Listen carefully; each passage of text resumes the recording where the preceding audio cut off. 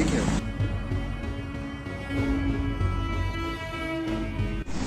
यार, ये दिखने में काफ़ी महंगा लग रहा है।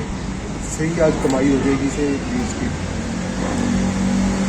यार मैं तो कहता हूँ कि जिसका है उसे वापस कर देना चाहिए, वो बहुत परेशान हो रहा होगा। यार काहे का परेशान, अब ये हमें मिले है तो मतलब हमारा हो गया है। अब क्या वापस करना है हमने किसी को।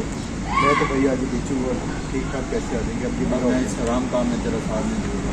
हाँ तो तेरा साथ मांग को रहे, साथ दे रहे, दे नहीं देना ना दे। मैं तो भाई आज इसे बेचूंगा। यार आज तो ठीक ठाक कमाई हो गई है, अच्छा जुगाड़ लग गया था। आज तो अच्छे खासे पैसे आ गए, आज की दिहाड़ी लग गई। चलो देखा इसे, आज तो फिर हैवी हाथ मारते हैं। चलो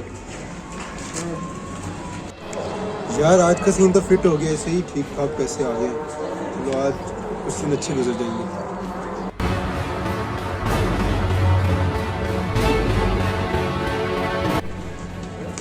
कुछ नहीं है मेरे पास, कुछ नहीं है। हर बड़ी मार है।